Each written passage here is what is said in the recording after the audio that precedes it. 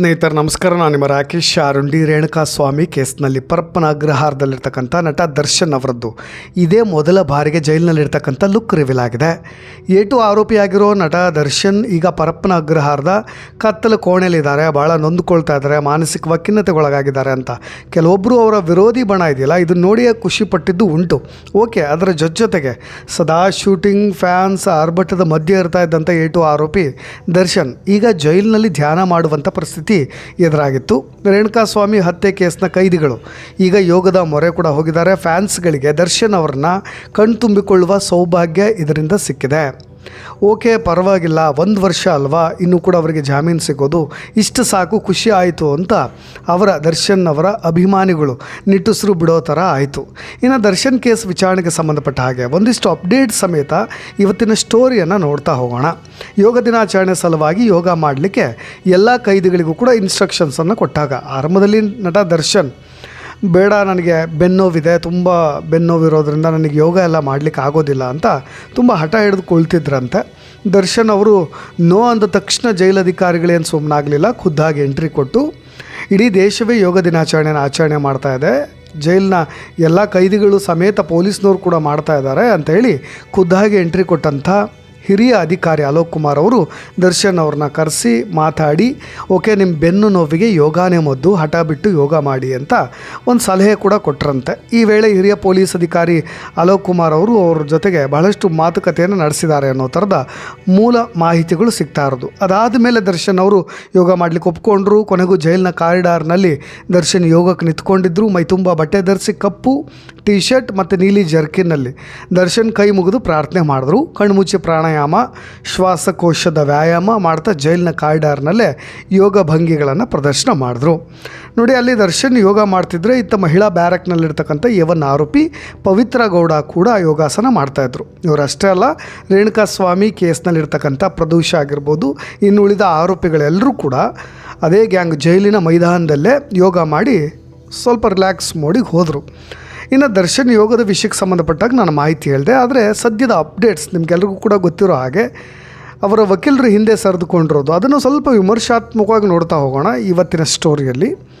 ರೇಣುಕಾಸ್ವಾಮಿ ಕೇಸ್ನಲ್ಲಿ ಜೈಲು ಪಾಲಾಗಿರ್ತಕ್ಕಂಥ challenging star ದರ್ಶನ್ಗೆ ಹೈಕೋರ್ಟ್ನಲ್ಲಿ ಭಾರಿ ಹಿನ್ನಡೆಯಾಗಿರೋದನ್ನು ನಾನು ಕಳೆದ ವಿಡಿಯೋದಲ್ಲೇ ನಿಮಗೆ ತಿಳಿಸಿದ್ದೆ. ಅಂದರೆ ದರ್ಶನ್ ಪರ ಸುದೀರ್ಘವಾಗಿ ವಾದವನ್ನು ಮಂಡಿಸ್ತಾ ಇದ್ದಂಥ ಹಿರಿಯ ವಕೀಲ ಎಸ್ ಸುನೀಲ್ ಕುಮಾರ್ ಅವರು ಎಲ್ಲ ವಿಷಯಕ್ಕೆ ಸಂಬಂಧಪಟ್ಟಾಗೂ ಕೂಡ ನಿಮಗೆ ಗೊತ್ತಿರೋ ಹಾಗೆ ಭಾಳ ಜನ ಅದನ್ನು ಪ್ರಶ್ನೆ ಹಾಕ್ತಾಯಿದ್ರಿ, CV ನಾಗೇಶ್ ಅವರು ಬರಲ್ವಾ ಅಂತ. ನೋಡಿ, ಕೆಲವೊಂದನ್ನು ಹೈಕೋರ್ಟ್ನಲ್ಲಿ ಬೇಲ್ಗೆ ಅಪ್ಲೈ ಮಾಡಿದಾಗ ಅಥವಾ ಯಾವುದೋ ಅರ್ಜೆಂಟ್ ಎಮರ್ಜೆನ್ಸಿ ರಿಟ್ ಪಿಟಿಷನ್ ಹಾಕಿದಾಗ ಒಬ್ಬೊಬ್ಬ ವಕೀಲರಿಗೆ ಹಾಕ್ತಾರೆ. ನಿಮಗೆ ತುಂಬ ದುಬಾರಿ ವಕೀಲರು ಇದ್ದಾರೆ. CV ನಾಗೇಶ್ ಹಿರಿಯ ವಕೀಲರು, ಎಲ್ಲ ಕೇಸ್ಗಳನ್ನು ಅವರೇ ನಡೆಸಬೇಕು ಅಂತ ಇಲ್ಲ. ಹಾಗಾಗಿ ಅವರು ಪರ್ಸ್ನಲ್ ವಕೀಲರು CV ನಾಗೇಶ್ ಅಲ್ವಾ ಅಂತ ಭಾಳ ಜನ ಚರ್ಚೆ ಮಾಡ್ತಾರೆ. ಪ್ರಮುಖವಾಗಿ ಈಗ ನಡೀತಾ ಇರತಕ್ಕಂಥ ಟ್ರಯಲ್ಸ್ಗಳಲ್ಲಿ ನಿಮಗೆ ಸುನೀಲ್ ಕುಮಾರ್ ಅವರು ಅಟೆಂಡ್ ಆಗ್ತಾಯಿದ್ರಾ ಅಥವಾ CV ನಾಗೇಶ್ ಅವರೇ ಈ ಕೇಸ್ನ ಕಂಪ್ಲೀಟಾಗಿ ಹ್ಯಾಂಡ್ಲ್ ಮಾಡ್ತಾಯಿದ್ದಾರಾ, ಅದು ಇನ್ನೂ ದರ್ಶನ್ ಅವರು ತೀರ್ಮಾನ ಮಾಡಿಲ್ಲ. ಇಲ್ಲಿಯವರೆಗೂ ಇದ್ದದ್ದು ಸುನೀಲ್ ಕುಮಾರ್ ಅವರು. ಆದರೆ ಈಗ ಅಧಿಕೃತವಾಗಿ ಅವರು ಈ ಕೇಸ್ನಿಂದ ಹಿಂದೆ ಸರಿದಿದ್ದಾರೆ ಅನ್ನೋದು ನಮಗೆ ಕಳೆದ ಬಾರಿ ಗೊತ್ತಾಗಿರೋದು. ಕಕ್ಷಿದಾರರಿಂದ ನನಗೆ ಸೂಕ್ತ ಸಹಕಾರ ಸಿಗ್ತಾಯಿಲ್ಲ, ಸ್ಪಷ್ಟನೆ ಸಿಗ್ತಾಯಿಲ್ಲ ಅಂತ ನೇರವಾಗಿ ಕೋರ್ಟ್ಗೆ ತಿಳಿಸಿದ್ದಾರೆ. ತಮ್ಮ ವಕಾಲತ್ತನ್ನು ವಾಪಸ್ ಪಡೆದುಕೊಂಡಿದ್ದಾರೆ. ನಿಮಗೆ ಇತ್ತೀಚೆಗಷ್ಟೇ ಸುಪ್ರೀಂ ಕೋರ್ಟ್ನಿಂದಲೂ ಕೂಡ ಜಾಮೀನು ಸಿಗದೆ ಕಂಗಾಲಾಗಿದ್ದಂಥ ದರ್ಶನ್ಗೆ ಈಗ ಹೈಕೋರ್ಟ್ನಲ್ಲೂ ಕೂಡ ಅವರ ವಕೀಲರು ಕೈ ಕೊಟ್ಟಿರೋದು ಕಾನೂನು ಹೋರಾಟವನ್ನು ಸ್ವಲ್ಪ ಕಗ್ಗಂಟಾಗಿಸಿದೆ ಅಂತ ಹೇಳ್ಬೋದು. ಅಂದರೆ ನಮಗೆ ಈ ಕಾನೂನಾತ್ಮಕವಾಗಿ ಈ ಕೇಸನ್ನು ನೋಡೋದಾದರೆ ಸ್ವಲ್ಪ ಹಿನ್ನಡೆ, ನಿಮಗೆ ಹಣಕಾಸಿನ ದೃಷ್ಟಿಯಲ್ಲಿ ನೋಡೋದಾದರೆ ಇದಕ್ಕಿಂತ ಒಳ್ಳೆ ಲಾಯರ್ಗಳಿದ್ದಾರೆ, ಸಾವಿರಾರು ಲಾಯರ್ಗಳಿದ್ದಾರೆ ಈ ಕೇಸನ್ನು ನಡೆಸಲಿಕ್ಕೆ ಅಂತ ಭಾಳ ಜನ ಅನ್ಬೋದು. ಆದರೆ ಇದನ್ನು ಸ್ವಲ್ಪ ಕಾಂಪ್ಲಿಕೇಟೆಡ್ ಆಗಿ ನಾವು ಯಾಕೆ ನೋಡ್ತಾ ಇದ್ದೀವಿ ಅಂದರೆ ಈ ಕೇಸನ್ನು ತುಂಬ ಸ್ಟಡಿ ಮಾಡಿರೋದ್ರಿಂದ ಸುನೀಲ್ ಕುಮಾರ್ ಅವರು ಹಿಂದೆ ಸರಿದ್ರೆ ಏನೆಲ್ಲ ಕಂಟಕಗಳಾಗಬಹುದು ಅನ್ನೋ ಥರದ ಒಂದು ಎಕ್ಸ್ಕ್ಲೂಸಿವ್ ಕ್ರೈಮ್ ರಿಪೋರ್ಟ್ನ ನಾನು ನಿಮಗೆ ಕೊಡ್ತಾ ಹೋಗ್ತೇನೆ. ನೋಡಿ, ಮೊದಲು ಎಲ್ಲೋ ಒಂದು ಕಡೆ ಲಾಯರ್ಗೂ ಮತ್ತು ದರ್ಶನ್ ಅವ್ರಿಗೂ ಎಲ್ಲೋ ಒಂದು ಕಡೆ ಆಪ್ತ ಸಮನ್ವಯತೆ ಏನಿದೆ ಅದು ಕೈ ಕೊಟ್ಟಿದೆ ಅಂತ ಅನ್ನಿಸ್ತಾ ಇದೆ. ನಿಮಗೆ ಈ ಕೇಸ್ಗೆ ಸಂಬಂಧಪಟ್ಟಾಗೆ ನನಗೆ ಯಾವುದೇ ಸೂಕ್ತ ನಿರ್ದೇಶನಗಳು ಸ್ಪಷ್ಟನೆಗಳು ಸಿಗ್ತಾ ಇಲ್ಲ ಅಂತ ಹೇಳಿ ಹಿರಿಯ ವಕೀಲರಾದಂಥ ಸುನೀಲ್ ಕುಮಾರ್ ಹೈಕೋರ್ಟ್ಗೆ ಹೇಳಿರೋದು. ಹಾಗಾದರೆ ಆರೋಪಿ ಮತ್ತು ಈ ವಕೀಲರ ನಡುವಿನ ಸಂವಹನ ಕೊರತೆನೇ ಈ ಕೇಸ್ ಬಿಡಲಿಕ್ಕೆ ಕಾರಣನ ಒಂದು ಪ್ರಶ್ನೆ. ಇನ್ನೊಂದು ವಿಳಂಬ ತಂತ್ರವೂ ಕೂಡ ಇರ್ಬೋದು. ಇದು ತಂತ್ರಗಾರಿಕೆನೂ ಅನ್ಬೋದು, ಕುತಂತ್ರಗಾರಿಕೆ ಅಂತಲೂ ಕೂಡ ಹೇಳ್ಬೋದು. ವಿಚಾರಣೆ ತೀವ್ರವಾದಂಥ ವೇಗವನ್ನು ಪಡೆದುಕೊಳ್ತಾ ಇದೆ. ನಿಮಗೆ ವಾರದಲ್ಲಿ 4 ದಿನ, ಹೆಚ್ಚು ಅಂದರೆ 5 ದಿನ ಆದರೂ ಕೂಡ ಓಕೆ ಅನ್ನೋ ಥರದಲ್ಲಿ ಆಗಿಬಿಟ್ಟಿದೆ ಕೇಸ್. ಹಾಗಾಗಿ ಇದ್ರ ಬೆನ್ನಲ್ಲೇ ವಕೀಲರು ಬದಲಾಗ್ತಾ ಇರೋದ್ರಿಂದ ಸರ್ಕಾರಿ ವಕೀಲರು ಕೂಡ ತೀವ್ರ ಆಕ್ಷೇಪಣೆಯನ್ನು ಸಲ್ಲಿಸಿದರು. ಇದು ಕೇವಲ ವಿಚಾರಣೆಯನ್ನು ತಡ ಮಾಡ್ತಕ್ಕಂಥ ಮತ್ತು ಸಮಯ ವ್ಯರ್ಥ ಮಾಡುವಂಥ ವಿಳಂಬ ತಂತ್ರ ಅಂತ ಹೇಳಿ. ನೋಡಿ, ಈ ಕೇಸ್ನ ಗೆಲ್ಲಿಸುವವರು ವಕೀಲರೇ ಅಥವಾ ಮಕಾಡೆ ಮಲಗಿಸುವವರು ವಕೀಲರೇ. ನಿರಪರಾಧಿಗಳನ್ನು ಅಪರಾಧಿ ಮಾಡ್ಬೋದು, ಅಪರಾಧಿಗಳನ್ನು ನಿರಪರಾಧಿ ಮಾಡ್ಬೋದು. ಇಲ್ಲಿ ಅಪರಾಧಿಗಳಿಗೂ ಕೂಡ ವಕೀಲರು ಇರ್ತಾರೆ, ಅವ್ರ ಪರವ ವಾದ ಮಾಡ್ತಾರೆ. ಇದನ್ನು ನಾವು ತುಂಬ ಸೂಕ್ಷ್ಮವಾಗಿ ಅರ್ಥ ಮಾಡ್ಕೊಳ್ಬೇಕು ಇಂದಿನ ಈ ಪ್ರಸ್ತುತ ಸನ್ನಿವೇಶಗಳಲ್ಲಿ. ಆದರೆ ಈ ಕೇಸ್ನಲ್ಲಿ ನೋಡಿ, ಈಗ ದರ್ಶನ್ ಅವರು ಇದನ್ನು ವಿಳಂಬ ಮಾಡ್ತಾ ಇರೋದು ಕೂಡ ಅವ್ರು ಗೆಲ್ಲಿಕೆ ಅನ್ನೋ ಥರದಲ್ಲಿ ನಾವು ಯೋಚನೆ ಮಾಡಬೇಕು. ಹೊಸ ವಕೀಲರನ್ನ ನೇಮಕ ಮಾಡಿ ಅವರು ಸಾವಿರಾರು ಪುಟಗಳಿರ್ತಕ್ಕಂಥ ಈ ಒಂದು ಪ್ರಕರಣದ ಚಾರ್ಜ್ ಶೀಟನ್ನು ಓದಿ ಆ ಸಾಕ್ಷಿಗಳನ್ನು ಮೊದಲಿನಿಂದ ಮತ್ತು ಅಧ್ಯಯನ ಮಾಡಲಿಕ್ಕೆ ಸಾಕಷ್ಟು ಸಮಯ ಬೇಕಾಗುತ್ತೆ. ಇದನ್ನು ಪ್ರಾಸಿಕ್ಯೂಷನ್ ಸರ್ಕಾರಿ ವಕೀಲರು ಕೋರ್ಟ್ನಲ್ಲಿ ತೀವ್ರವಾಗಿ ಆಕ್ಷೇಪಣೆ ಮಾಡಿದ್ದೇ ಅದಕ್ಕೆ. ಪ್ರಸನ್ನ ಕುಮಾರ್ ಅವರು ನೋಡಿ, ಇವರು ಈ ರೀತಿಯಾಗಿ ವಿಳಂಬ ಮಾಡಲಿಕ್ಕೆ ಇದೊಂದು ಹೊಸ ತಂತ್ರ ಅಂತ. ಈಗ 1 ವರ್ಷ ಆದರೂ ಕೂಡ ಈ ಕೇಸ್ ಮುಗಿಲೇ ಇಲ್ಲ ಅಂತ ಅಂದ್ಕೊಳ್ಳಿ. ದರ್ಶನ್ ಅವರು ಸುಲಭವಾಗಿ ಹೊರಗೆ ಬರ್ಬೋದು. ಸ್ವಲ್ಪ ತಡ ಆಗಲಿ ಅನ್ನೋ ಕಾರಣಕ್ಕೆ ಇದನ್ನು ಮಾಡ್ತಾ ಇದ್ದಾರಾ? ಒಂದು, ಈಗಾಗಲೇ ಸುಪ್ರೀಂ ಕೋರ್ಟ್ ದರ್ಶನ್ ಅವರ ಜಾಮೀನು ಅರ್ಜಿಯನ್ನು ವಜಾಗೊಳಿಸಿದೆ. ಡೇ ಟು ಡೇ ಟ್ರಯಲ್ ಆಗಲಿ ಅಂತ ಹೇಳಿ 60 ಪ್ರಮುಖ ಸಾಕ್ಷಿಗಳನ್ನು ವಿಚಾರಣೆ ಮಾಡಬೇಕು ಶೀಘ್ರವಾಗಿ ಅಂತ. ಇಂಥ ನಿರ್ಣಾಯಕ ಹಂತ ಈಗ ವಕೀಲರು ಬದಲಾಗ್ತಾ ಇರೋದ್ರಿಂದ ಕೋರ್ಟ್ನಲ್ಲಿ ಏನಾಗುತ್ತೆ, ವಾದ ಮಂಡನೆ ದುರ್ಬಲಗೊಳ್ಳುತ್ತೆ. ದರ್ಶನ್ಗೆ ಜೈಲಿನಿಂದ ಹೊರಗೆ ಬರಲಿಕ್ಕೆ ಕಾನೂನು ಕುಣಿಕೆ ಇದು 2 ರೀತಿಯಲ್ಲಿ ಅರ್ಥ ಮಾಡ್ಕೊಳ್ಬೋದು. ಸ್ವಲ್ಪ ಬಿಗಿನೂ ಕೂಡ ಆಗ್ಬೋದು ಅಥವಾ ಸಡಿಲಿಕೆ ಕೂಡ ಆಗ್ಬೋದು. ಅದನ್ನು ಯಾವ ರೀತಿಯಾಗಿ ಯೋಚನೆ ಮಾಡ್ತಾ ಇದ್ದಾರೆ ಗೊತ್ತಾಗ್ತಾಯಿಲ್ಲ ದರ್ಶನ್ ಕುಟುಂಬದವರು ಮತ್ತು ಅವರ ಪರ ವಕೀಲರು ಯಾರೇ ಇರ್ಬೋದು. ಇನ್ನು ಸಾಕ್ಷಿ ವಿಚಾರಣೆ ವೇಳೆ ಸ್ವಲ್ಪ ನಷ್ಟ ಆಗಬಹುದು. ಈಗ ನಿಮಗೆ ರೇಣುಕಾಸ್ವಾಮಿ ತಾಯಿಯ ಪಾಟಿ ಸವಾಲಿಗೆ ಕ್ರಾಸ್ ಎಕ್ಸಾಮಿನೇಷನ್ ಮಾಡೋಕ್ಕೆ ಅವಕಾಶವನ್ನು ಕೋರಿ ಪ್ರಾಸಿಕ್ಯೂಷನ್ ಹೈಕೋರ್ಟ್ಗೆ ಅರ್ಜಿ ಸಲ್ಲಿಸಿದೆ.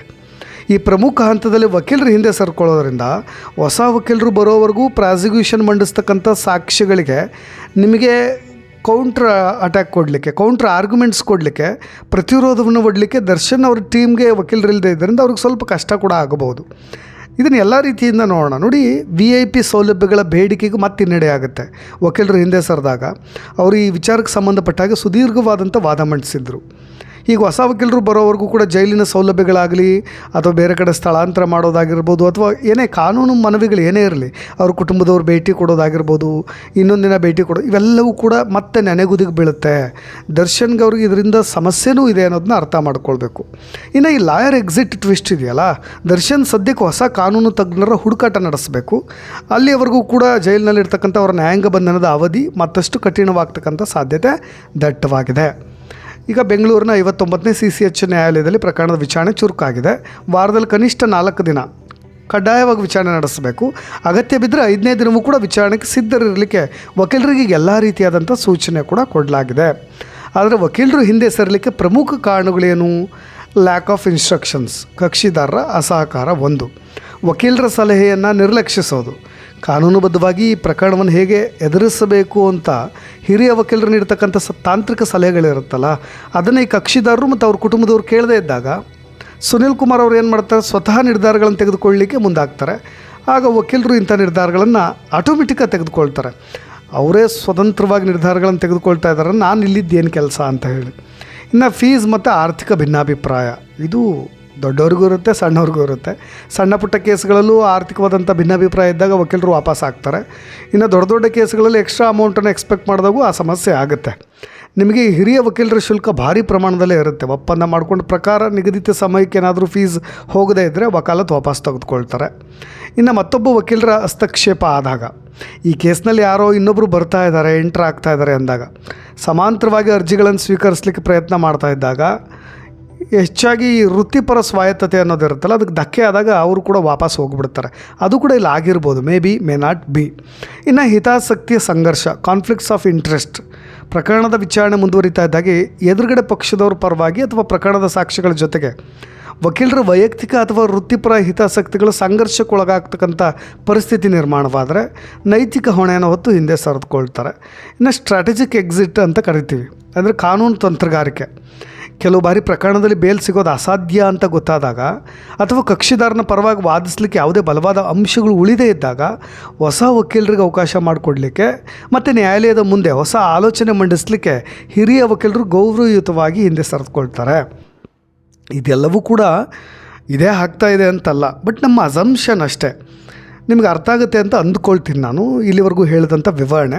ನೋಡೋಣ ಈ ಕೇಸ್ನಲ್ಲಿ ಏನೇ ಅಪ್ಡೇಟ್ಸ್ಗಳಾದರೂ ಏನೇ ಏಳು ಬೀಳುಗಳಾದರೂ ಮುಂದಿನ ವೀಡಿಯೋದಲ್ಲಿ ಬರ್ತೀನಿ ಅಂತ ಹೇಳ್ತಾ ಧನ್ಯವಾದ.